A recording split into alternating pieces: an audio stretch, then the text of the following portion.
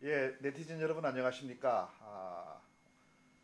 이서구와 황태순의 폴리토크. 일단 오늘 저 혼자 먼저 시작합니다. 황태순 평론가께서 요즘 대선이 뜨거워지는 만큼 아주 강행군을 하고 있습니다. 여러 정치평론 하면서 지금 새벽에 복통이 일어났습니다. 그래서 조금 늦겠습니다. 복통을 진정시키고 한 10분 후쯤에 합류해서 저와 계속 진행을 하겠습니다. 그 앞까지 제가 오늘 말씀을 좀 나누고 싶은 얘기들 전반적으로 좀 설명을 드리고 또 제 의견 먼저 말씀도 좀 드리겠습니다.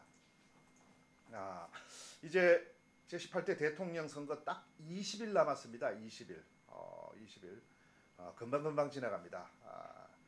그래서 매일 하루하루가 이제 대전이 벌어지고 있습니다. 본격적인 대전이 시작이 됐죠. 박근혜, 문재인 양 후보, 뭐 이정희 후보와 군수 후보가 조금 있습니다만은 아마 큰 변수가 되지 않을 것 같습니다. 다 지지율이 1% 미만이고요. 물론 그 의미가 있으려면 마지막 순간에 그 양 후보의 지지율이 1%에 안팎에서 아주 박빙으로 간다면 그 후보들의 의미를 가질 수가 있겠습니다만은 지금은 그 영향력을 따지기는 아직 좀 이른 것 같습니다. 왜냐하면 안철수 후보가 문재인 후보를 언제 어느 정도 지지하느냐 그리고 어떤 내용으로 지지하느냐 이 부분이 아직 결정이 안 됐습니다. 그 내용이 가장 큰 변수가 될 것이기 때문에 거기 변수가 어느 정도 결정된 뒤에 그런 군수 후보의 영향력도 나올 것 같습니다. 가장 큰 이번 대선의 박문 대전의 가장 큰 변수는 지금 말씀드린 대로 안철수 후보가 지원을 할 것이냐 한다면 어느 정도 할 것이냐 이것이 가장 큰 변수이면은 어떤 이의도 없습니다. 그것이 가장 큰 변수이고요. 더더군다나 이제 궁금증을 불러일으키는 게 어제였죠. 안철수 후보가 캠프 실무자들과 점심을 하고 다시 또 잠행으로 들어갔습니다. 특별한 이야기를 안 했습니다. 딱 한마디 이야기를 했습니다. 지지자들 입장에서 판단하겠다.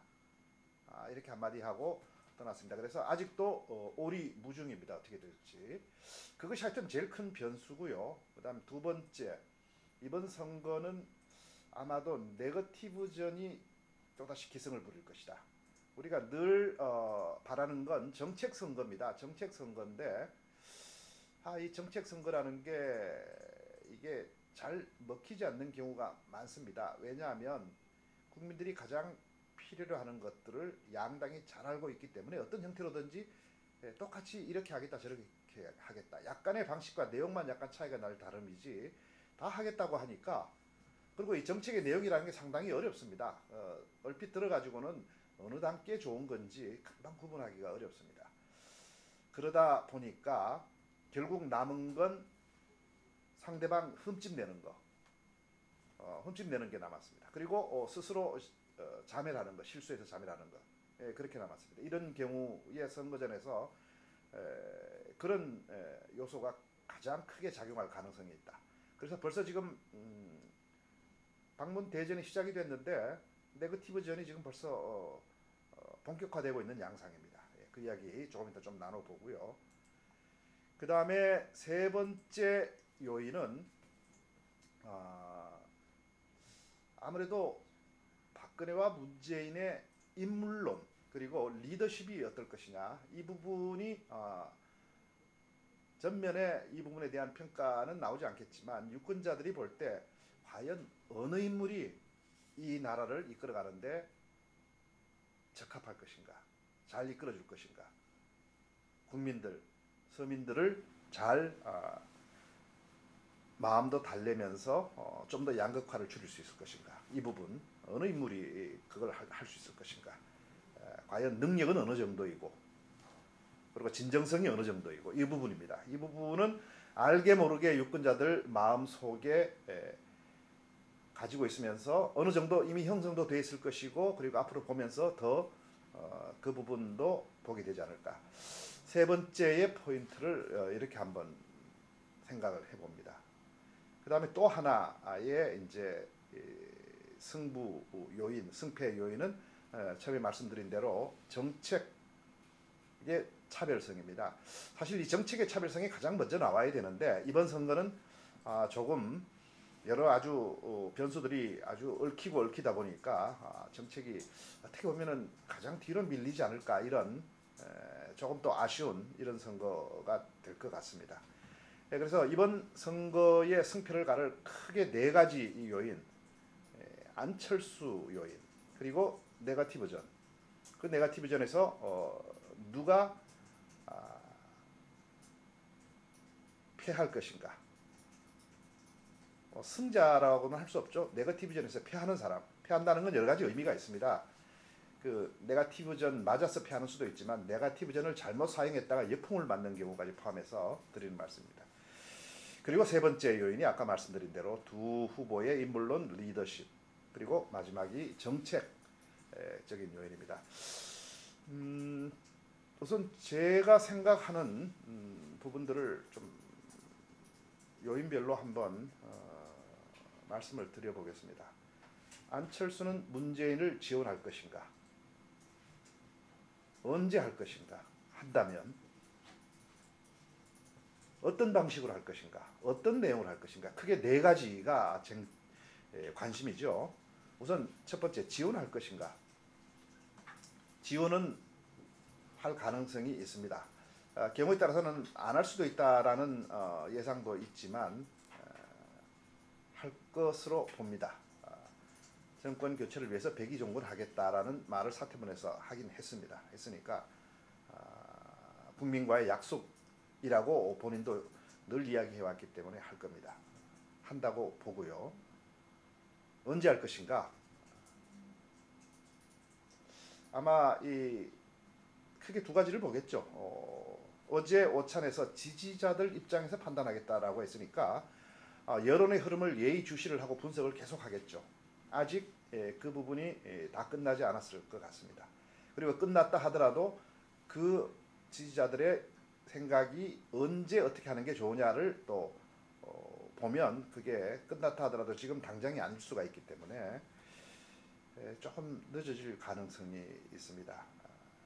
이 부분에 대해서도 안철수 지지자들 가운데서 문 후보를 동시에 지지하는, 안철수가 아니면 나는 문철수 지지다라고 분명하게 의사를 가지고 있는 지지자들이 한 50-60% 됩니다. 그분들은 좀 더 적극적으로 생각을 합니다. 안철수가 적극 지원을 할 것이다, 이렇게 이 얘기를 하고요. 그러나 의견을 유보하고 있는 지지 후보를 정하지 않거나 아니면 오히려 박 후보로 가는 지지자들이 한 40-50% 되는 것 같습니다. 그분들은 좀 더 소극적으로 이 사안을 보고 있습니다. 그리고 전자의 지지자들은 지지자들의 뜻이 문 후보를 지원하는 것이 아니냐, 지원하라는 것 아니냐, 이렇게 해석을 하고 있고요. 후자 부분은 거기에 대해서는 노 코멘트입니다. 그러면 안철수 전 후보는 그 사이에서 어떤 판단을 할 것인가? 여기서 가장 중요한 포인트는 이런 생각을 해봅니다. 안철수 후보가 대통령 되는 것, 정권 교체하는 것, 물론 그것도 필요하지만 더 우선은 정치 쇄신, 새 정치라고 이야기를 했습니다. 그게 더 중요하다고 이야기했습니다. 아마 그 기준에서 움직일 가능성이 있고요. 그리고 앞으로 새 정치를 하겠다고 사퇴문에서 이야기했습니다. 가시밭길, 어떤 가시밭길도 가겠다고 이야기했습니다. 그렇다면 이번 선거도 선거지만 본인이 다음에 자기의 새 정치를 하기 위해서의 관점에서, 그 기준에서 이번 선거의 지원 여부와 지원 수준을 정하지 않을까, 그렇게 봅니다. 지지자들이 뭐 거의 100%가 다 일단 문 후보를 지지해야 된다라고 한다면 이야기가 다르겠지만 대체로 한 절반 남짓 정도이고 나머지 한 절반이나 절반 가까이는 그 부분은 또 생각이 다르기 때문에 그것을 일방적으로 문 후보를 지지한다, 이렇게는 아마 결론이 안 나지 않을까, 이런 생각이 듭니다. 그래서 지원에 그러면 수준을 어느 정도로 할 것이고 방식을 어떻게 할 것인가. 이 수준도 적극적인 문 후보 지지 표현이 많이 들어가지 않을 가능성은 있지 않을까. 어느 정당이 앞으로 이 정치 쇄신을 이루어낼 수 있는 것인가 잘 판단해달라. 이게 가장 소극적인 표현이겠죠. 뭐 그런 표현들. 그래서 조금 더 나가면 그 정당은 아무래도 민주당 또는 문재인일 것이다. 뭐 이런 정도까지 나가면 조금 더 적극적이고요. 반드시 문재인을 지지해야 됩니다라고 하면 그건 가장 적극적인 표현이 되겠죠. 뭐 그런 정도에서 어느 정도 수위로 갈 것인가. 이 대목에서 아까 말씀드린 대로 가장 중요한 건 앞으로 안철수 후보가 새 정권이 들어섰을 때의 정치를 어떻게 나갈 것인가. 이게 가장 중요하다고 봅니다. 상당히 역설적인 얘기인데요. 이렇게 보는 분석도 가능합니다. 문재인 후보가 대통령이 되면 안철수 후보의 입지가 상당히 줄어들 가능성이 있습니다. 그럴 분석도 충분히 가능합니다. 왜 그러냐? 문재인 후보의 민주당이 집권을 하면 안철수 후보가 당장은 아쉽지가 않습니다. 집권을 했으니까요. 그리고 안철수 후보가 문재인 후보에 대해서 민주통합당에 대해서 요구를 한 민주통합당 자체의 정당 쇄신 이런 부분도 그렇게 이루어지지 않을 가능성이 있습니다. 이런 면에서 볼 때는 오히려 이 역설적인 표현이지만 문 후보가 당선 안 되는 게 안철수 후보의 다음 정치 입지와 행보에 훨씬 유리할 수가 있습니다. 그렇게 되면 민주통합당은 거대한 구조 개편에 들어갈 가능성이 있습니다. 왜냐하면 안철수 후보라는 거대한 한 축이 존재하고 있기 때문에 그 부분의 영향력이 엄청나게 커질 가능성이 있다고 봅니다. 이런 역설적인 부분도 가능하다고 생각이 듭니다. 그래서 안철수 후보의 머리는 상당히 복잡하지 않을까 그런 생각도 한편에 듭니다. 그 다음에 또 하나는 지지를 할 때 어떤 방법을 택할 것이냐. 아마도 직접적인 유세까지는 하지 않을 것이다. 그리고 문 후보와 같이 유세 현장에 서지는 않을 것이다 라는 분석들에 저는 동의를 합니다. 그렇게까지는 하지 않을 것 같습니다. 어떤 뭐 이메일이라든지 또 아니면 어떤 독자적으로 어떤 발언을 하는 정도가 아닐까 뭐 이런 생각을 저는 해봅니다.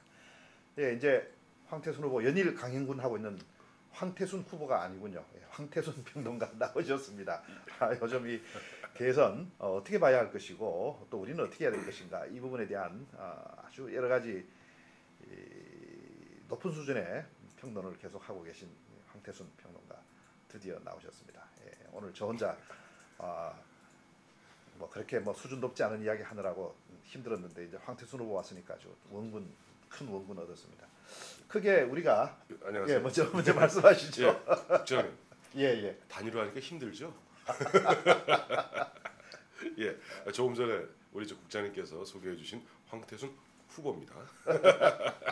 다만 이번에 제가 좀 기타금 낼 돈이 없어서 좀 출마를 못했는데 예. 뭐 나중에 한 5년 후에는 어떻게 하면 국장님께서 세게 밀어주신다면은 뭐 고려해 볼 텐데. 예. 아니 뭐 제가 안 밀어도 예. 지금 네티즌들께서 황태순 후보의 아주 맹활약을 보면 아니 뭐 저 대선 고전에 먼저 국회 쪽으로 한번 하시죠. 아이고 그 국회는요. 예. 제가 88년에 전 보좌관으로 들어가서 네. 한 12년 정도를 그 국회 의원 보좌관 하면서 뭐 이름만 대면 알만한 뭐 대한민국 최고의 예. 정치 지도자 중에 한 분을 보좌하고 또 그러다 보니까 어떻게 뭐랄까 정치의 속살이라고 하죠. 네. 그 속살을 갖다 속속들이도 권력의 속성에 대해서 속속들이 때로는 흔히 말하는 지근거리에서 최측근에서 다 봐왔죠. 예를 들어 뭐 DJP 옛날 김대중, JP 두 분 후보 단일화하는 과정에서 어떻게 인간의 탐욕들이 또 네네. 위선으로 가장하고 네네. 그럴 듯한 말로서 국민들을 현혹시키는가 네네. 이런 것도 봤고 실제 뭐 제가 기획했고 제가 집행했습니다. 그러다 왜냐하면 보니 대한민국 권력의 거의 2인자인 분들을 한 여러 보좌를 한 중에 2인자에 해당하는 분만 2분이 포함됐습니다. 그러니까 뭐 권력의 속살을 완전히 다 들여다보고 조금 나쁜 기획도 하고 했죠. 아니, 때로는. 나쁜 그 당시엔 참 좋은 의도로 좋은 의도를 했는데 기획을 했는데 지나놓고 지나놓고 보니까 보면 좀 보면 국민과 역사에 대해서 참 보면은 죄를 지은 측면도 있구나 하는 그때 또 임무를 충실히 하셨으니까 충실했죠. 충실히 하다 보니까 때문에 그런 어떤 마음가짐을 하기 때문에 뭐 국회의원은 별로 이제 생각이 없고요.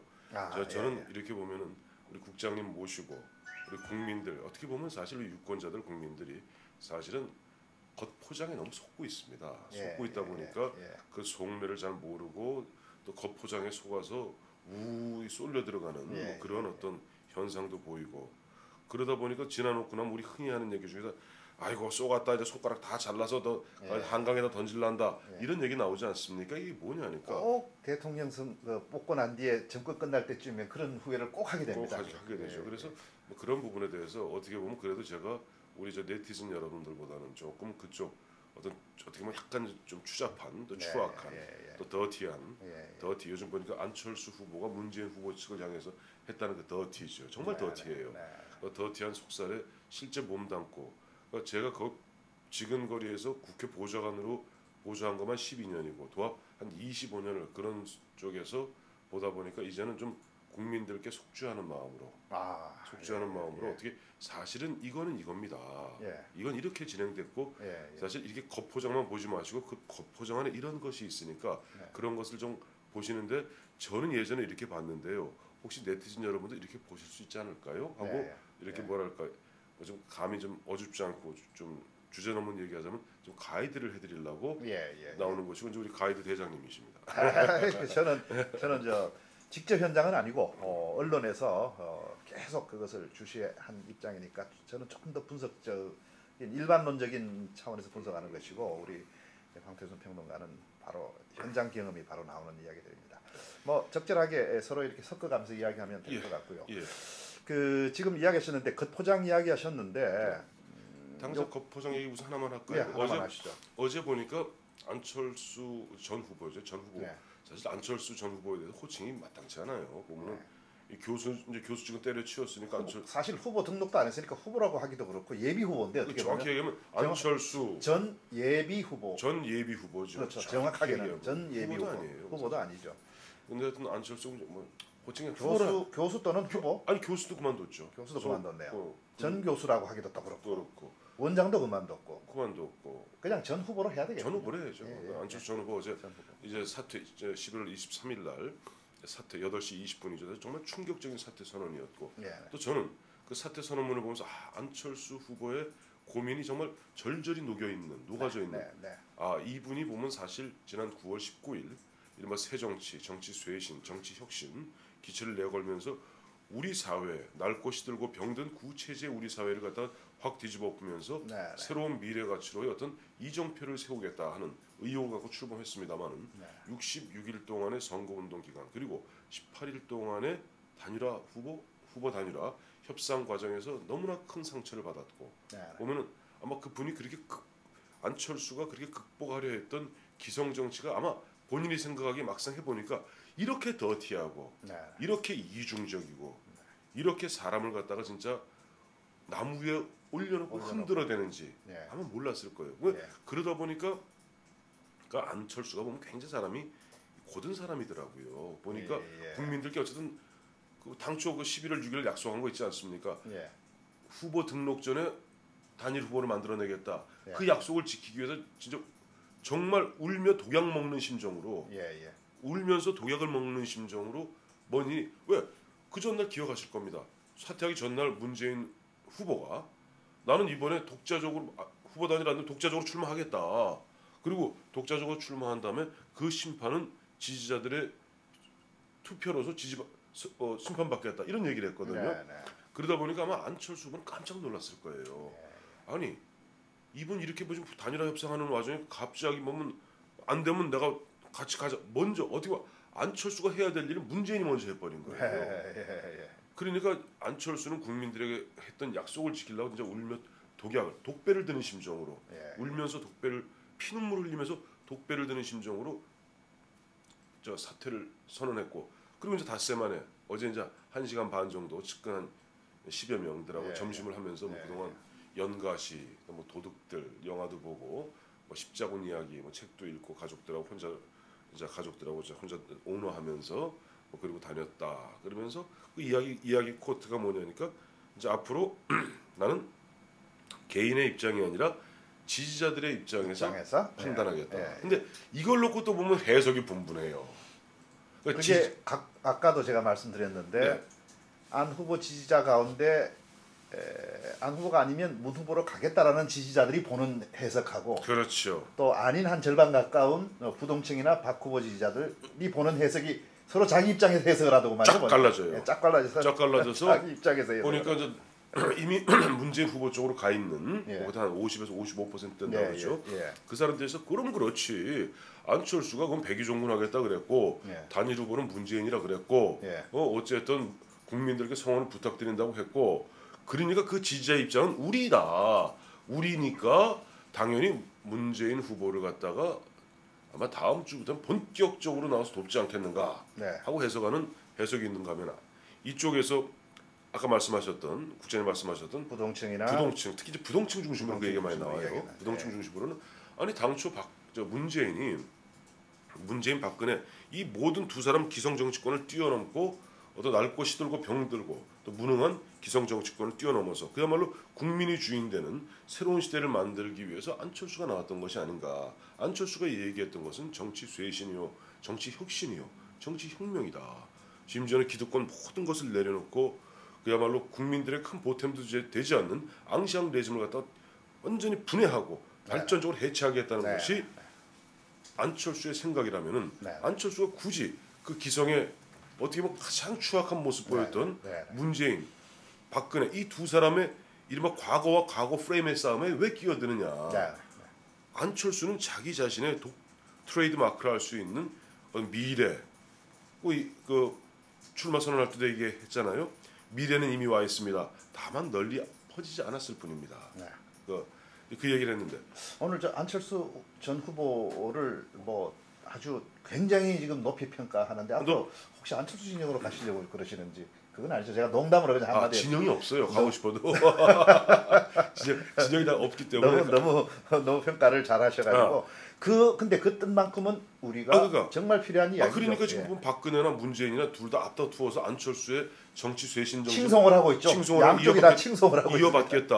예. 물론 박근혜, 문재인, 박근혜 이 두 사람 입장에서는 안철수를 줬던 그 중도층들, 부동층화된 이 표를 갖다 한 표라도 더 끌어들이기 위해서 사실은 조금 약을 치는 겁니다. 약을 치는 거죠. 우리 미끼를 던지는 거죠. 미끼를 던지고 약을 치는 거지만 그러나 안철수 아까 말씀드린 안철수 후보를 저는 그 사람들 입장에서 안철수 네 이번에 들어가면은 진짜 망가진다.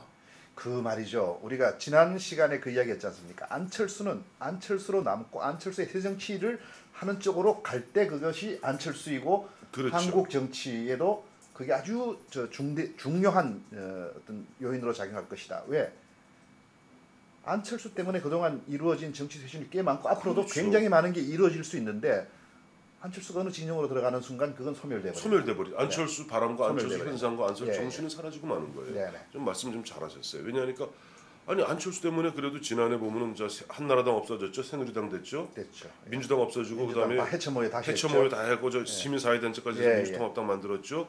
그다음에 국회에서도 서로 앞다투어서 특권 내려놓겠다 그러고 올 6월달에는 어땠습니까? 새누리당 의원들이 우리는 일 안 했으니까 세비 반납하겠습니다. 그래서 이재호, 조혜진 의원 두 사람 빼놓고 몽땅 반납했어요. 그게 거의 안철수 효과라고 볼 수 있습니다. 그렇죠. 물론 국민들이 평소에 그런 생각을 했지만 이제 좀 더 구체적인 인물을 통해서 나타난 효과이죠. 자, 아까 겉포장 이야기도 그 한마디만 짚고 안철수 이야기를 다시 했으면 좋겠는데 네. 겉포장 부분에 대해서는 이게 항상 정치 시즌에 대해서 후보들이 뭐라고 이야기하면 그 말을 아주 주시해서 듣고는 있는데 물론 들어야 되죠. 그러나 저는 더 중요한 건 저 개인적으로 이런 생각을 합니다. 그 사람의 과거의 궤적이 무엇이었느냐, 과거의 정치를 어떻게 했느냐, 과거에 과연 약속을 제대로 실천했느냐. 이 과거사라는 측면이 아니고요. 그런 포인트가 아니고 이 사람들이 그동안 해왔던 궤적이 무엇이냐, 그것을 예의 분석하고 그것으로 기준을 좀 더 높게 잡는 게 어떠냐. 이 왜냐하면 선거 때면 온갖 홍보 전문가란 전문가들이 다 동원이 돼가지고 엄청난 포장을 해야 됩니다. 엄청난 포장. 근데 실제로 나중에 보면 대부분 실망 아닙니까? 그거 아니지 않습니까? 그러니까 그건 참고로 보되 좀 많이 봐야 되겠다. 저는 흘러온 것들을 일단 좀 많이 봐야 되겠다. 정말 맞는 말씀이세요. 우리가 이제 그런가요? 보면 흔히 이 선거 이야기하면 이런 얘기하죠. 네거티브 하지 맙시다. 네거티브 하지 맙시다. 근데 네거티브 해야 됩니다. 제가 처음에 이 폴리토크 시작하면서도 네거티브를 하고 마타도와 네거티브와 흑색 선전을 갖다 구별해서 말씀드린 적이 있는데요.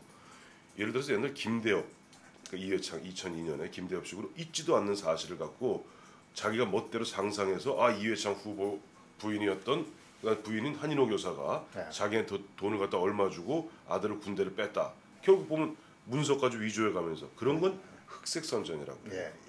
흑색 선전, 마타도아라고도 하죠. 그러나 네거티브라는 것은 우리 선거법상 이렇게 되어 있습니다. 선거 운동이라는 것은 본인이가 당선되거나 상대방을 당선되게 하거나 아니면 상대방이라는 것이 경쟁 상대가 아니에요. 내가 지지하는 사람을 당선되게 하거나 내가 당선되거나 내 적대자를 갖다가 당선되지 못하게 하는 일체 행위가 합법적인 선거 운동입니다. 우리가 그럼 네거티브에 대한 정확한 개념을 잘 모르고 자꾸 쓰고 있군요. 쓰고 네거티브 하면서 근데 국민들이 지금 이른바 지금 언론에서도 보면 뭐 네거티브를 극복하자 아니에요. 아까 국장님 말씀하셨지만 후보자들은요 자기 온갖 아름다운 모습으로 치장합니다. 대한민국 최고의 보면 전문가들이 붙어서 실제 이 사람이 아니라 가상의 사람을 만들어 놔버려요. 그렇죠. 그리고 과거의 흔적도 지울 건 지우고 일레이저라고 그러죠. 지우고 해서 이상한 사람 아주 상품으로 그럴듯한 전시용 상품을 만들어 놓습니다. 여기 속고 나중에 사보면 뒤에 빈 깡통이거든요. 그래서 이 사람이 살아온 궤적을 가장 잘하는 게 사실 상대 적대 경쟁 상대입니다. 그래서 그런 측면에서 네거티브가 필요한 거죠. 그렇죠. 그래서 미국 같은 경우요 보면은 거의 1억 달러 이상의 선거 비용이 1억 달러가 뭐 10억 달러가 쓰였죠. 이번에 방송에만 각 진영에서 오바마 밑으로 1조 우리 돈으로 1조입니다. 1조. 그러니까 각 1조가 넘는 돈을 때려 붓는데 그게 주로 보면 그 한 80~90%가 뭐냐니까 TV 광고예요. 근데 여러분 미국 그 정치 광고, TV 광고 보면 기절하실 겁니다. 자기 얘기 안 해요. 내가 분명히 내가 오바마라고 하고요. 오바마 측이라 그러면 우리 광고에 오바마가 나오는 게 아니에요. 미트 롬니가 나옵니다. 근데 미트 롬니가 과거에 보면은 기업하면서 뭐를 어떻게 했다 이를 쭉 하면서 제일 마지막에 1%의 미트 롬니를 택하시겠습니까? 아니면 오바마 이게 딱 나오는 거예요. 그러니까 그 1분짜리 보면 우리는 어제 아마 그저께 보셨는지 모르겠지만 박근혜는 자기 이야기하고 문재인은 자기 이야기하고 근데 미국은 네거티브의 극치예요. 그러니까 오바마 광고에는 오바마가 안 나오고 미트 롬니 광고는 미트 롬니가 안 나옵니다. 계속 그리고 그런 내용이 그런 네거티브라고 그러거든요. 네거티브 광고전이 전체 TV 광고의 한 83%가 됩니다. 83%가 흔한 얘기로 남 까는 얘기예요. 막 우리 기준으로 요즘 얘기하면 왜 저러나 그래 할 텐데 아니에요. 그거 해야 돼요. 사실과 다른 얘기를 한다는 거. 허위 사실을 이야기하면 안 되겠지만 그건 감옥 가야 돼요. 그래, 그건 안 되고 그다음에 또 흑색 선전, 마타도아 이런 건 아니겠지만 그런 건 안 되지만 상대방이 이렇게 국민들을 기만하고 그게 있지만 바로 인물 검증이죠. 그렇죠. 바로 검증입니다. 네거티브라는 게 바로 검증이에요. 인물 검증이다. 검증하는 거고 그런 측면에서 사실은 네거티브 좀 해야 되고 아까 말씀하신 대로 후보들 지금 우리가 보면 연애할 때도 처음 보면 다 뭐 좋은 얘기만 하고 나하고 살면은 뭐 나중에 다이아몬드 사주겠다 그러고 집 사주겠다고 다 그렇게 얘기하죠. 근데 그럴 때 이 사람을 뭘로 보고 평가합니까? 지금 진정성 있나 평가합니까? 아닙니다. 이 사람이 지금까지 몇 번의 연애를 했는데 그때마다 어떤 식으로 끝을 냈는가? 그렇죠. 그걸 보면 이 친구가 또 나한테 지금 당장에 어떤 당장 이른바 꼬시려고 그게 입 발린 사탕 발린 소리 하는 건지 아닌지 알 수 있거든요. 그래서 과거에 우리가 결혼할 때도 그 집안을 보고 했다라는 게 바로 그게 검증 아닙니까? 검증이죠. 과거에 그랬다면 앞으로도 그럴 것이다. 그럴 것이다. 보면 어떤 저 상대방 배우자를 구하는데 그 집안을 보니까 밤낮 보면 아버지는 엄마 때리고 엄마는 집안 부수고 보면 맨날 이런 난장판 집안에서 그 잘하고 사실 또 근데 그 행태도 그때 막 난장판 아버지 엄마 싸우는데 같이 끼어들어서 해린적 행위된 그 후설이 꼭 그렇다는 건 아니지만 확률적으로는 좀, 그렇죠. 좀 가능성이 있다 이제 그래서 지금 보니까 요즘 보면 저 뭐 도화 언론에서 야 이 뭐 프레임이 말이지 처음에는 박정희 대 노무현이다가 요즘은 또 이명박 대 노무현이냐 근데 그거 다 해봐야 돼요 사실은 그 당장 캐니까 깜짝 놀랐어요. 난 다운 계약서는 안철수만 썼는 줄 알았더니 문재인도 썼더군요. 물론 정확히는 문재인이 쓴 게 아니라 문재인 부인이 쓴 거죠. 부인이 쓴 것인데 뭐 그 당시 또 관행이 기준 시가로 하는 게 뭐 관행이었다 뭐 아니에요 하는데 그 부분은 이제 조금 더 계속 공방이 오가겠죠. 지난번에 안철수 현재 제가 본 해명까지는 그건 기준 시가로 하는 게 그게 그쪽 관행상 그렇다라고 이야기. 편법이라고 그러죠. 그걸. 편법. 편법이죠. 관행이 그렇다 하더라도 본인은 제대로 해야 된다. 관행이 뭡니까? 관행이라는 것은 법은 이렇게 돼 있는데 그저 등록 받는 쪽 공무원하고 하는 쪽하고 다 해갖고 좋은 게 좋은 식이다. 공무원도 하고 기준 시가라 그러니까 오케이 뭐 이렇게 받아주는 것이고 예를 들면 뭐 보면은 그냥 그 이른바 흔한 얘기로 저 뭐 누이 좋고 매부 좋고 하는 식으로 그냥 넘어가자는 게 그게 편법입니다. 근데 여러분 지난 2000년부터 지금 12년째 운영되고 있는 국무위원 등 아니면 저 국무위원이나 이런 국회 동의직을 구하는 그런 사람들에 대한 인사청문회 때 가장 먼저 오르는 게 바로 저 위장전입이죠. 위장전입. 그 아들 위한 위장전입. 두 번째가 바로 다운 계약서입니다. 그런 경우 아마 무진매를 맞고 그 낙마한 경우도 많아요. 그래서 이런 거예요. 바로 참 보면 또 하나 아침 신문 보니 그런 얘기도 나와요. 어제 그 임스 라운드 체어? 임스 라운드 체어? 그건 모르시는구나. 이번에 저 문재인 후보 그 뭡니까 TV 광고 1분짜리. 뭐 아무튼 이렇게 의자 고급 의자 고급 의자에다 큰 저기 뭐 이렇게 저 서재에서 이렇게 하고 졸고 이렇게 딱. 근데 이게 이 체어가 그게 보면 시가 700만 원짜리 미국에서 나오는 최고급 임스 라운드 체어라고 그러는데 700만 원짜리 해놓고 서민 웃기지 마라 하고 이제 막 공격에 들어가니까 김정숙 여사가 거기다 댓글을 달았어요. 이렇게 돼 있어요. 모델하우스에 전시되어 있던 것을 아는 분이 땡 처리한다 그래서 싸게 사고 한 푼 두 푼 아끼려고 절약해서 한 건데 눈물이 납니다. 좀 화가 났어요. 저도 보면은 문재인 후보하고 비슷한 시대에 산 건 제가 좀 어립니다만은 뭐 그렇게 나도 열심히 살았는데 우리 집에 의자 이런 의자 땡 처리에서도 50만 원짜리 의자 없거든요. 그게요. 제가 한마디만 더. 한마디만 더. 제가 예전에 아까 2인자분들 많이 모셔봤다고 그랬잖아요. 그분들은 이른바 화장실에 처음에 갈 때는 똥 냄새 난다고 코 막다가 거기 있다 보면 거기에 마취가 돼요. 그러다 보니까 자기들은 700만 원짜리를 50만 원에 땡 처리하는 거 그거 땡 처리했다 그래도 그거 잘못 일반인이 그랬으면 그 감옥 갑니다. 왜냐하면 그게 뇌물이거든. 그러니까 그 당시 어떤 권력이 있는 사람한테 1000만 원짜리 뇌물 그렇게 주는 거예요. 그렇죠. 뇌물은 그렇게 주는 기술적으로 주는 거죠. 기술적으로 주는 게 뭐 이거 뭐 의자라고 뇌물은 아니지만 실제 보면 제가 직접 봤는데 3억짜리 집을 한 몇십 년 전 얘기예요. 3억이면 요즘 한 20억짜리 되는 겁니다. 그걸 갖다가 그 만든 측에서 즉 시공사 측에서 특가라 그래서 3억짜리를 1억에 줍니다. 그러면 2억을 뇌물을 준 거예요. 그런 식으로 뇌물을 준 겁니다. 형식적으로는 뭐 아무런 돈 받은 것도 없어요. 없는데 사실상의 뇌물이 오간 겁니다. 근데 아무리 준 거라도 50만 원짜리 준 거가 그게 서민의 삶입니까? 그리고 그게 아꼈다고 눈물이 날 이야기입니까? 어디다 대고 서민들을 우롱하는 겁니까? 진짜 제가 짜증이 그 짜증에 밤새 부들부들 떨다가 제가 그래서 복통까지 복통 일어나서 늦게 온 거예요 지금. 그래놓고 안철수 그때 나왔을 때 또 안철수가 그래도 지 돈으로 그래도 누구 표현대로 안철수는 뭐 우했든 간에 자기가 뭐라도 해갖고 돈을 벌잖아요. 문재인 씨 같은 경우는 그래 보면은 나는 모르겠어요. 뭐 부산저축은행하고 무슨 법무법인 부산하고 무슨 일이 오갔는지 모르겠으나 그래도 고위공직에 있었던 분이 그야말로 대통령 수석을 2차례 하고 대통령 비서실장 하면서 우리나라 최고급 생활을 했던 사람이 갑자기 서민의 삶 운운하면서 그러다 또 한번 더 할게요. 흥분했어요 지금. 흥분했어. 패딩 있죠. 어제 그 첫 번째 패딩 노란 거 이 79만 원짜리랍니다. 이게 무슨 뭐 네티즌에 떠도 이게 뭐 인터넷에 떠도는 그 정도가 아니라 아예 데일리에 딱딱 나와요. 그게 이제는 79만 원. 79만 원짜리 패딩 입고 무슨 서민입니까? 그러니까 그런 걸 바로 위선이라고 그래요. 예, 근데 국민들 믿거든. 예. 유권자 믿거든. 예. 서민에게 그러지 마세요. 그리고 예.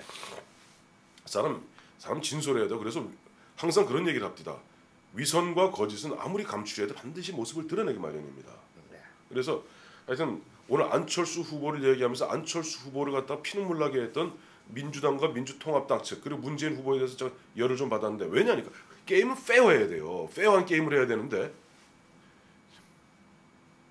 서민 쪽에서 패딩이 요즘 6, 70만 원씩 한다고 나는 6, 70만 원짜리 요즘 보면 이런 얘기예요. 그게 보면 요즘 안 그래도 내가 아는 친구 하나가 요즘 누구 손흥민 패딩이라는 게 있다. 노란색. 네티즌께서 지금 질문이 들어왔습니다. 예, 패딩은 요즘 다 6, 70만 원씩 해요. 우리 제 양복이 제가 얼마 전에 양복 샀거든요. 이 양복이요. 양복 두 벌에 67만 원입니다. 그러니까 그 패딩 사는 게 서민이 아니에요, 여러분. 그걸 만약에 그런 네티즌 분이 6, 70만 원 해요. 찍는 거 동대문에 가보세요. 안 그래도 우리 친구 녀석 하나가 아들 중학교 2학년 아들 놈하고 갔더니 패딩 하나가 60만 원 노란 패딩이래요. 그 손흥민이 입던 거라. 그거 애가 넋을 놓고 보고 있어서 애 눈 가리고 데려 나왔다 그럽니다. 여러분, 그 지금 60만 원짜리 뭐 패딩 했다고 지금 어느 네티즌 어떤 분인지 모르겠어. 정신 차리시오. 얼마 전까지 88만 원 세대 얘기하면서 당신들이야. 그런 88 한 달 내내 열심히 일하면서 받는 돈이 88만이라 아우성 치던 사람들이 그래 6, 70만 원짜리 패딩이 정상이라고? 내가 바로 얼마 전에 옷을 갖다 양복 그거 제일 좋다. 우리나라에서 뭐 기성복 중에서 제일 좋다는 거 같더니 그 60몇만 원 내가 기절해서 못 사고 30만 원짜리 한 벌 샀어요.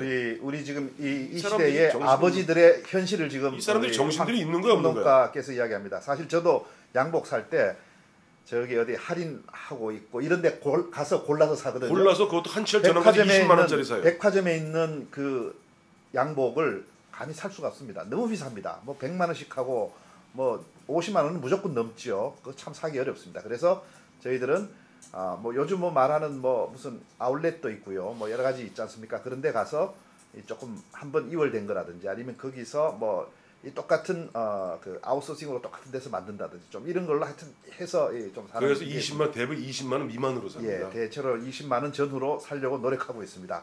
아마 이런 그 집의 가장들이 많을 겁니다. 대부분입니다. 제 주변은. 예. 그러나 우리가 또 이 아니 흥분했어. 아까 네티즌 누구야? 아니 흥분했어. 아니 그게 70만 원짜리 패딩이 아무나 사는 게 다 있는 게 그게 정상이라고? 앞으로 그런 사람들 절대 88세대 얘기하지 마세요. 정말에 진짜. 아니 그 저는 흥분했어요. 진짜. 저는 이 측면이 아니 화를 내야 돼 이거는. 좀 화를 내야 돼. 그럼 얼빠진 얘기하는 사람은 화를 내야 돼 내가. 자 그렇게 하고요. 저는 이 국면을 좀 이렇게 봅니다. 이른바 서민 이미지로 포장을 하려다가 삑사리가 났다. 좀 뭐 여기서는 조금 표현을 그렇게 해도 되겠죠. 삑사리가 났다. 왜냐하면 사실 야당 후보라고 해서 저 사람 서민처럼 살고 있다. 한마디 더 할게요. 그러진 않으려고 볼 거거든요. 대통령 비서실장은 서민 아니에요. 근데 문제는 내가 제일 화나는 부분은 지금 보면 이번에 문재인 후보가 나와서 한 얘기가 뭡니까? 과거는 기회주의가 판을 치던 시대고 지금 뭐 반칙과 뭐 특권이 판을 치고 본인이 바로 수석을 지나고 대통령 실장을 지났어요. 10년 동안 김대중 노무현 정권 10년 동안 집권했습니다. 그리고 어디다 대고 지금 와서 말이지 뭐 기회가 뭐 특권이 판을 치고 반칙이 판을 친다고 10년 동안 뭐 했습니까? 그리고 이제 와서 뭐 또 다시 보면 우리나라 사회를 1%와 99%또 사회를 또 분열시키려고 듭니까? 그러지 마세요. 나는 박근혜를 옹호할 생각 전혀 없습니다. 박근혜 저 싫어요. 하지만은 어느 누구를 막론하고도 우리 사회를 분열시켜서 거기 분열의 그 틈새에서 나오는 에너지를 갖고 집권하겠다는 사람은 또 다시 5년을 또 우리 사회를 갈등과 증오의 사회로 만듭니다. 그건 절대 용서할 수 없습니다. 안철수 후보가 왜 사퇴를 했지요? 지금 우리 황평론가 이야기 들으니까 이 선택지가 정말 가관네. 바로 안철수는 그 자기는 인정하잖아요. 난 차라리 조국 교수 같은 경우 자기는 강남 좌파다. 강남 좌파를 인정합니다. 그래 나는 태어나면서부터 은수저 물고 태어났고 아버지 잘 만나서 하버드대학 나왔다. 그러나 내 정신만은 좌파다. 그러니까 강남 좌파예요. 좋습니다. 그러니까 아마 사실 그 일반 국민들도 야권 지지하는 사람들도 뭐 대통령 후보까지 뭐 서민하고 똑같이 옷을 입고 생활하고 그래야 된다라고는 생각 안 할 것 같습니다. 뭐 조금 성공해서 조금 여유 있게 사는 거 그건 뭐 어떻게 보면 당연한 것이고 또 인정도 해야 되는 것입니다. 다만 그 과정에 문제가 있다면 아니겠지만 과정에 맞다면 그건 인정되는 것입니다. 그러니까 그런 것까지도 어떻게 서민으로 좀 어떻게 포장을 해보려고 하는 뭐 이런 것들이 문제가 되고 결국은 이렇게 요번에 이제 상황이 전개돼 버린 겁니다. 그래서 그런 점들에 포장을 할 게 아니라 진짜 이 사람이 이 양극화를 줄이고 서민들이 조금 더 힘나게 하려고 하는 것이 확실한가 그 진정성을 느끼게 해주는 거 이것이 참 중요하다 이런 생각이 듭니다. 그래서 이제 이 네거티브전이 이렇게 이제 하다 보니까 서로 검증이 되는 면이 있네요. 있어요. 이렇게 바로 검증이 되고 있네요. 지금. 그리고 보면은 당장 보면은 문재인 박근혜 쪽에도 지금 검증 세게 들어가고 있지 않습니까? 네. 박근혜도 보면은 단순히 자기 아버지 시대, 아버지 부분의 역사관 문제를 빼놓고라도 제가 뭐 들은 정보에 의해도 조만간 박근혜에 대해서 아마 신상털기 들어갑니다. 예, 신상털기 들어가겠죠. 들어갑니다. 들어가갖고 보면 뭐 사실 그동안 뭐 기억하시겠습니다만 지난번에 얼마 전이죠? 8월 달이든가요? 그 모 월간지에서 뭐 박근혜 후보에게 숨겨놓은 애가 있다. 뭐 그런 이야기까지. 그래서 박근혜가 오죽하면 나와서 아니 없는 애가 뭐 일본에 있다 그러는데 어느 내가 멘붕 상태가 왔다라고 얘기했죠. 찾아와라. 뭐 DNA 검사까지 하겠다라고 5년 전에 그 이야기 하긴 했죠. 그리고 최근에 모 유력 월간지에서 그 얘기 나오는 바람에 박근혜 후보가 그 당시 박근혜 그때는 박근혜 예비 후보죠. 예비 후보가 멘붕 상태가 왔다는 거 아니에요. 그렇게 보면 바로 여러분 저 공직 후보자들 그 청문회 할 때 보세요. 그 사람들이 한 200가지 우선 저 설문을 갖다 먼저 냅니다. 내죠. 답변. 그거 갖고 정말로 현미경으로 들여다봅니다. 네. 그래갖고 그 청문위원들 한 10대 명이 반 죽입니다. 하여튼 반 죽여요. 그 김태호 총리 후보자 그때 기억나시죠? 네. 나중에 눈물을 흘리지 않았어요. 네. 보면은 부인을 박살을 내는 거예요. 보니 아니 어떻게 그래 도지사가 그래 말이야 1년에 뭐 열 몇 차례씩 해외여행 그것도 와이프의 가족 데리고 가는 거 그건 사실상 국고 횡령 아니냐. 네. 그런 식으로 얼마나 그 당시에 이용석 민주통합당 얼마나 세게 공격했습니다. 나중에 울었어요. 네. 뭐 그러니까 지금도 보면은 이런 철저한 검증 없이 대통령 뽑아놓으면요 대통령이 국민 무서운 줄 모릅니다. 그래서 그런 의미에서도 철저히 검증해야 되고 검증되는 것이 당연한 거예요. 그것이 바로 이전 삶을 확실하게 검증해내는 것이군요. 그렇죠. 그러니까 그게 네거티브의 본래 뜻은 그런 것이다. 그런 점에서 우리가 좀 더 검증을 해야 되겠다. 인물 검증을 확실하게 해야 되겠다. 정책 검증은 사실 이번 선거에서는 다들 서로 하겠다고 했으니까 아까 말씀드린 대로 정책 부분보다는 지금 인물 검증이 이번 선거에 더 많은 부분을 차지할 것이고 또 그 안에서 이제 우리 유권자들이 판단할 수 있는 대목이 굉장히 클 것 같습니다. 국장님 또 네티즌한테 또 하나 또 질문 또 들어왔습니다. 제가 네. 한번 읽어드릴게요. 네. 문재인 후보 광고에서 사모님은 다리미질을 하고 차를 끓이고 남편인 문재인 후보는 의자에 앉아서 연설문을 보고 있는 모습을 보고 저의 딸은 저렇게 살고 싶지는 않다고 말하는데요. 거의 인생 상담 수준입니다. 예. 그러니까 이게 굉장히 가부장적이라는 거죠. 예. 어떻게 생각하세요? 예. 뭐 저렇게 볼 수도 있는데요. 뭐 그 광고의 뜻은 그 문 후보가 상당히 소탈하게 서민적으로 살고 있다라는 것을 보여주려고 한 거니까 뭐 저렇게 좀 꼬집을 수도 있긴 있지만. 그런데 저 보면 저는 이번에 양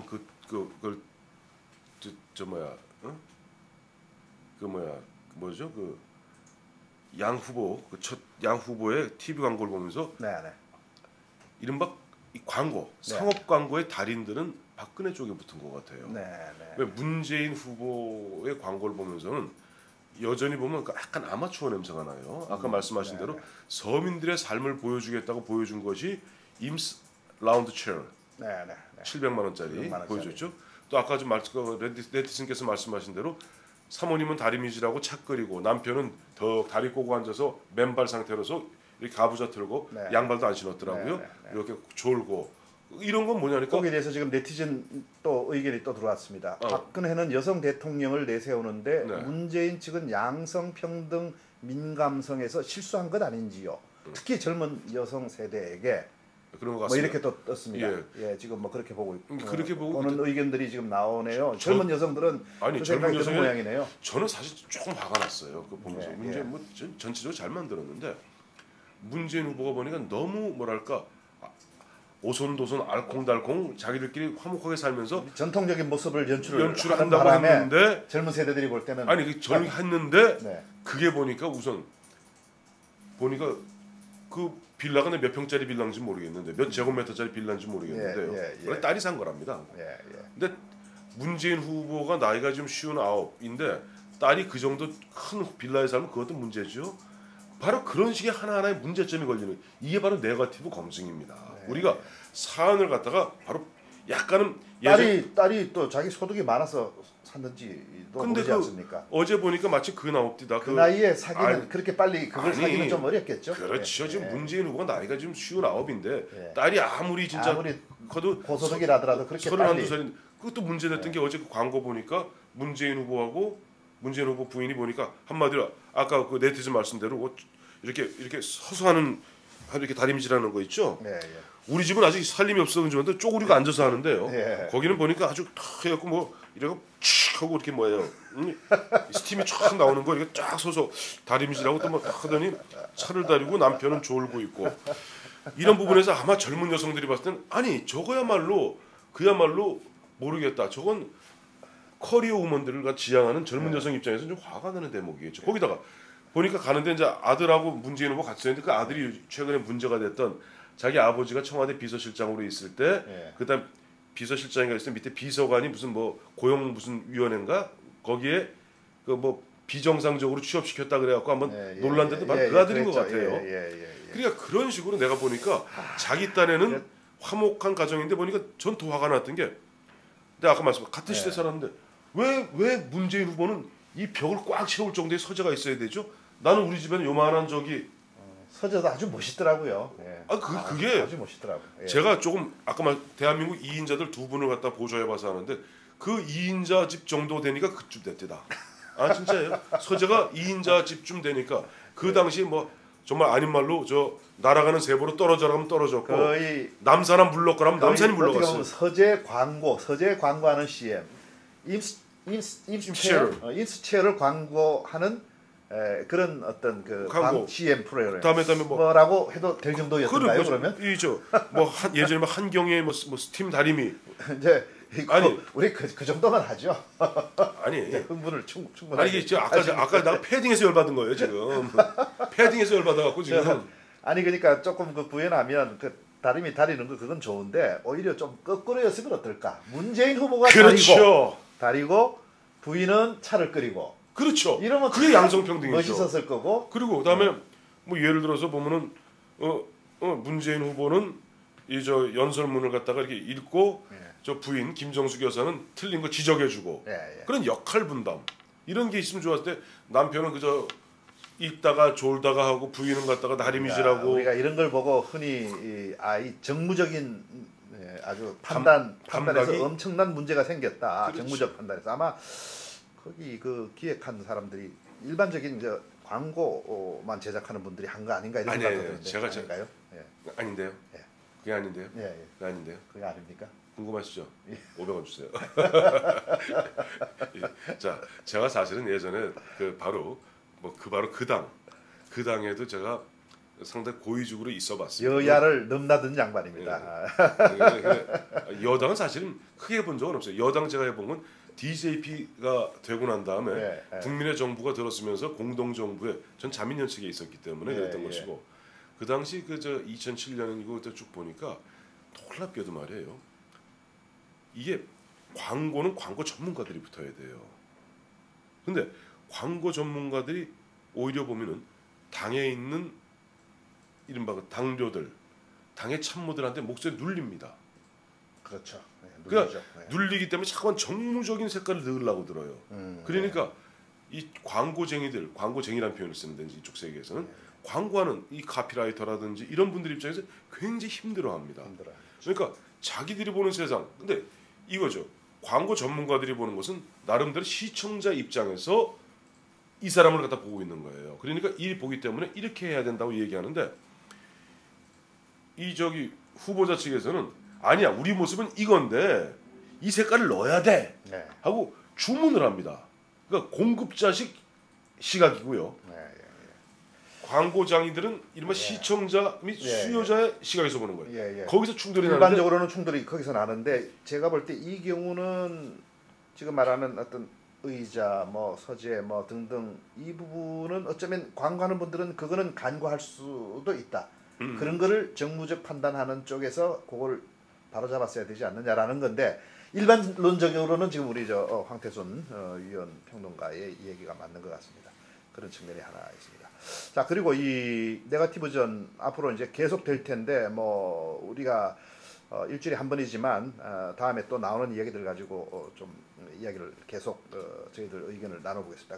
또 하나는 이게 지금 당초에는 박정희 대 노무현의 구도로 야권에서 가려고 했다가 그거 조금 불리할 것 같다라고 하면서 다시 이번에 바꾼 게 뭐 MB 정권 심판론 대 실패한 노무현 뭐 이런 구도로 가려고 한다 뭐 이런 건데 그 부분에 대해서는 어떻게 생각하세요? 지금 보면은 이 민주당에서 지금 민주당 측에서는 안철수 후보가 갑자기 사퇴하고 공백이 생김으로써 처음에 아름다운 단일화 통해서 초기에 기선을 제압하고 들어갔었으면은 큰 문제가 없었는데 그게 그렇지 않다 보니 당황한 것 같습니다. 그러다 보니까 이 전략이 흔들리면 안 돼요. 전략이 흔들리고 있는 거거든요. 그러니까 큰 구도도 못 잡는 것 같아요. 못 잡는 거죠. 큰 전략이 처음에 이제 박근혜를 갖다 박정희 프레임에 가두면서 박정희 시대의 어떤 유신 독재, 5.16 쿠데타, 유신 독재 그리고 유신 독재 시절에 어쨌든 원턴 원치 않던 박근혜는 6년 동안 퍼스트 레이디를 했습니다. 74년부터 79년 박정희 대통령이 돌아갈 때까지 6년 동안 퍼스트 레이디였기 때문에 그런 시절에 있었던 어떤 인권에 있어서의 어떤 암울한 그런 과거사, 비극 이런 부분하고 박근혜를 갖다 엮어서 결국 박근혜는 민주정치를 할 수 없는 그런 근본적인 한계를 가진 사람이다 하는 식으로 밀어붙이려고 했는데 그걸 했는데 별로 약발이 안 먹어요. 안 먹어요. 안 먹으니까 그러니까 상대방에서 새누리당에서 뭘 받아쳤냐 하니까 패족을 받아친 거예요. 그 패족은 다른 사람이 말 만든 거 아니에요. 바로 노무현의 우광재 좌희정이라는 지금 최측근 두 사람이 스스로 한 얘기다. 안희정 현재 충남지사죠. 안희정 지사가 나가면서 그 노무현 정부가 참여정부가 끝나면서 얘기했던 게 패족이라는 겁니다. 패족이 뭐냐니까 조선시대 때 조상이 죄를 지으면 물론 조상은 약사발 먹고 죽죠. 그 자손들은 벼슬길에 나설 수가 없습니다. 그건 이번 낙인이 찍히는 거예요. 그래서 그걸 패족이라고 합니다. 즉 가문의 문을 닫는다는 뜻이에요.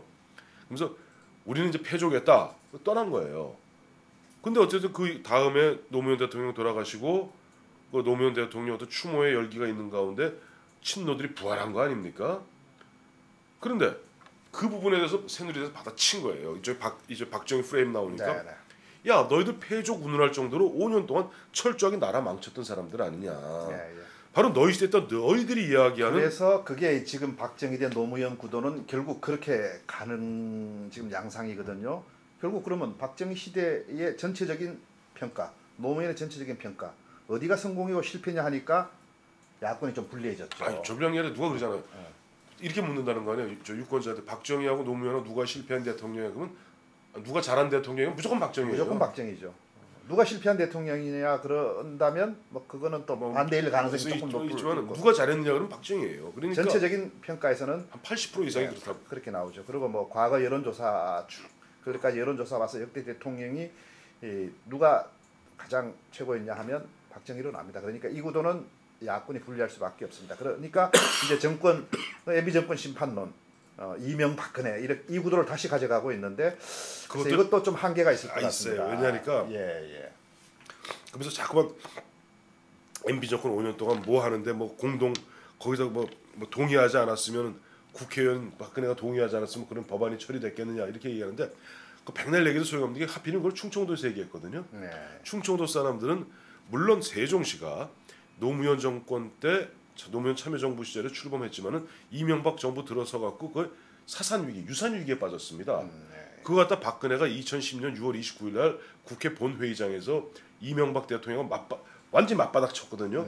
그 바람에 현재 세종시가 살아난 거예요. 그걸 충청도 사람들이 다 알아요. 그러니까 그 무슨 얘기냐니까 이미 박근혜는 자기 정치 생명을 걸고 대통령하고 직접 충돌할 정도인데 거기다 대고 공동 무슨 책임론 얘기하니까 유권자들이 납득을 잘 못하는 거예요. 그게 박근혜 후보는 MB 정권 5년 동안에 MB 정권의 오히려 야당이었다. 그 당시 야당의 존재가 오히려 없어 보였죠. 오히려 야당이 박근혜였다라는 정도까지 있었기 때문에 이 구도도 간단치가 않습니다. 간단치 오히려 그냥 그동안에 해왔던 대로 보수 대 진보 전체 세력 이렇게 가서 하는 게 그게 맞는 것이지 새정치 낡은 정치도 이게 좀 간단치가 않습니다. 왜냐하면 낡은 정치는 민주당이나 새누리나 비슷비슷하거든요. 그거 쓸 수 있는 사람은 안철수밖에 없어요. 예, 그러니까 그것도 안 되고 제가 볼 때는 유일하게 남아 있는 게 그냥 조금 막연한 얘기지만 보수 대 진보로 가야 되는 것 아닌가. 뭐 그리고 이제 정권을 그래도 한번 좀 민주당한테 한번 맡겨달라. 좀 구도로도 좀 쉽지가 않은 것 같아요. 이 지금 어디도 쉽지 않은 게요. 이런 거예요. 이명박 정부에 대한 평가의 문제와 직결되는 문제인데요. 지금 이명박 대통령에 대한 지지율이 상당히 낮고 또 보면 이명박 정부가 참 못했다는 게 감성적인 부분이에요. 느낌이에요. 근데 팩트는 그렇지 않거든요. 그게 뭐냐니까 팩트는 지금 보면 일본도 신용도 떨어지고 저 유럽의 프랑스도 신용도 떨어지고 그리스도 보면은 뭐 좀 부도 일보 직전까지 갔다 오고 전 세계 경제가 이런데 어쨌든 우리나라만은 신용도는 유지하거든. 물론 국민 개개인의 삶이 좀 풍족하지 않은 건 사실이에요. 양극화 부분은 사실입니다. 사실인데 그 부분은 그대로 남아 있고 그거 빼놓고는 끝으로 뭐 일말로 그러니까 그런 평가에 대해서 감성적으로는 이명박 정부와 이명박이 싫은데 그거 갖다가 보면 그걸 해서 안 된다. 근데 그렇게 보기에는 참여정부 시절 5년이 더 혼란스러웠거든요. 그렇기 때문에 그렇게 아까 말씀하신 대로 이명박 때 노무현으로 가는 것도 쉽지 않다는 거죠. 그것도 쉽지 않다. 그리고 끝으로 인물론 간단하게라도 한마디 했으면 좋겠습니다. 저는 그 준비된 여성 대통령이라는 면에서 볼 때 준비된이라는 부분에 대해서는 이거는 뭐 제가 볼 때도 틀림없는 것 같습니다. 이 박근혜 후보가 준비되어 있다는 것, 지난 5년 동안에 참 많은 준비를 했다는 것은 사실인 것 같고 지금 여러 가지 토론에서도 그건 드러나고 있습니다. 그런 준비된 대통령은 과거에 제가 볼 때는 또 한 사람이 있었습니다. 김대중 대통령, 준비된 대통령입니다. 그 사람. 오랜 정치 역정의 좌절을 겪으면서 많은 것을 쌓아왔습니다. 그래서 참 잘 준비돼서 그 어려운 고비를 넘겼죠. 그 다음에 준비된 대통령은 박근혜 후보임이 틀림없다고 저는 보는데 다만 박근혜 후보가 만약에 집권을 한다면 우리 그 거대한 관료 사회, 재벌 사회에서의 어떤 여러 가지 박 후보를 교묘하게 어떻게 개혁이라든지 이런 그 개선을 저지하는 이런 것들에서 박 후보가 얼마나 그걸 과단성 있고 잘 판단하느냐 이 부분의 문제이지 후보 자체는 준비되어 있는 것 같다 이런 생각이 하나 드는데 문 후보는 거기에 비하면 조금 약한 것 같아요. 대통령도 사실 어쩌다가 나온 것 같은 그런 느낌이 사실 듭니다. 저는 거기에 또 좀 반대합니다. 반대합니다. 지금까지 문재인 후보 그렇게 공격한다면 갑자기 또 이 부분에 반대하는 이유가 제가 이제 바로 이제 대통령 비서실장과 대통령 수석해봤던 분들을 다 보좌해봤잖아요. 대한민국에서 대통령 비서실장은요 국무총리 10번 한 것보다 낫습니다. 그러니까 국정 전반을 알게 돼요. 그리고 사실 대통령은 어떻게 보면 저는 그걸 부인한 게 아니고 의지가 원래는 좀 약했던 거 아니냐 그 이야기죠. 준비됐다는 측면에서는 어쨌든 물론 참여정부 시절에 보면 대한 뭐 논란의 여전히 있습니다만은 두 차례에 걸친 민정수석과 시민사회 수석 그리고 대통령 비서실장으로서 국정 전반을 아우르면서 또 문재인 후보도 지금 나와서 그런 얘기 하잖아요. 참여정부 시절에 잘못했던 부분들에서 또 진솔하게 반성할 부분은 반성하더라고요. 사과할 부분은 사과하고 그러면서 자기에게 기회를 주면 자기는 한번 잘해보겠다. 어떻게 보면 과거에 좀 실패 사례가 있고 또 실제 국가 운영에서 아쉬운 점이 있었기 때문에 대통령이 되면 다 잘할 것 같다. 다만 아까 우리 국장님께서 말씀하신 대로 문재인 후보나 박근혜 후보나 문재인 후보 두 분 다가 만약에 이번 12월 19일 날 승리해서 집권을 하게 된다면 관료들의 포로가 되면 안 됩니다. 그 대목이 저도 가장 걱정이 되는 대목입니다. 재벌들의 포로가 되면 안 됩니다. 관료와 재벌 그리고 검찰, 국세청 이런 데 포로가 됩니다. 포로가 된다는 게 그 사람이 그 되면은 막 전문가들이 모여서 하고 거기다 보면은 또 뭐 저 재벌들이 와서 협조하겠다고 그러면 사람이 67 정권 인수위 시절에 대부분 보면은 포로가 돼버려요. 거기서 자유로웠던 대통령이 거의 없습니다. 그럼요. 노무현도 어쩌면 그 부분 때문에 혼돈을 일으켜서 실패했을 수도 있고요. 그래서 그 부분을 앞으로 누가 집권하든지 간에 그 이야기도 좀 많이 했으면 좋았는데 오늘 다음에 한번 하시죠. 그 대목이 참 중요합니다. 어느 후보가 되든지 간에 지금 말한 대로 우리 사회개혁 양극화 해소하는 것을 저지하려는 이 세력들을 얼마나 과단성 있게 끊어내면서 갈 수 있느냐. 그게 바로 이제 흔히 얘기하는 바로 그 우리 사회에 지금 우리는 잘 체험 못하지만 정치권뿐 아니라 정말 관료, 검찰, 국세청, 그 권력기관들, 그 다음에 재벌 이런 쪽에서 심지어는 정확히 하면 권력 중에 또 가장 큰 권력이 뭡니까? 각 노조, 그분도 있죠. 한국노총, 민주노총의 이른바 그 노조의 지도부 이것도 어마어마한 권력이에요. 그 권력들이 기득권을 놓으려고 들지 않습니다. 기득권입니다. 그게 국민을 위한 그 투쟁들이 아닌 경우도 많고요. 다 거의 다 마찬가지로 다 관료나 집단 재벌도 이기- 마찬가지고 다 집단 검찰도 이기주의예요. 마찬가지고 그 부분을 얼마나 잘라낼 수 있느냐, 거기에 포로가 되지 않느냐. 또 그러면 이제 역설적으로 그쪽에서 자기 말을 안 들으면 국정이 어렵게 되도록 만드는 이런 교묘한 것까지도 있습니다. 기술이 있어요. 그런 것을 어떻게 사전에 예방을 하면서 제대로 차단해 나가느냐, 이게 굉장히 중요합니다. 그런 부분들 이야기도 다음에 한번 기회 되는 예고편을 한마디만 살짝 하시죠. 예. 그거 갖다 여태까지 우리나라 과거 조선시대 때 말할 것도 없고 우리 들어와서도 그게 딱 가능한 경우가 딱 1년씩 있었어요. 네. 박정희가 총차고 나왔을 때, 전두환이 총차고 나왔을 때, 그때는 관료 재벌들이 언론도 쫙 깁니다. 처벌했죠. 왜? 뭐 총칼이 번뜩이는데 어디 겁이 나서 얘기해요. 근데 바로 그런 사람조차도 1, 2년에 다 관료들 포로됐습니다. 예. 그 부분이 우리 사회에 어쩌면 더 큰 과제일 수도 있습니다. 예, 그런 이야기도 한번 다음에 나눠보겠습니다. 예, 오늘 이서구와 황태순의 폴리 토크 흥분을 좀 하다 보니까 오히려 조금 더 볼만한 면도 있었지요. 예, 다음 주에는 좀 더 우리 좀 직접적인 과제를 가지고 또 한번 이야기를 나눠보겠습니다. 감사합니다.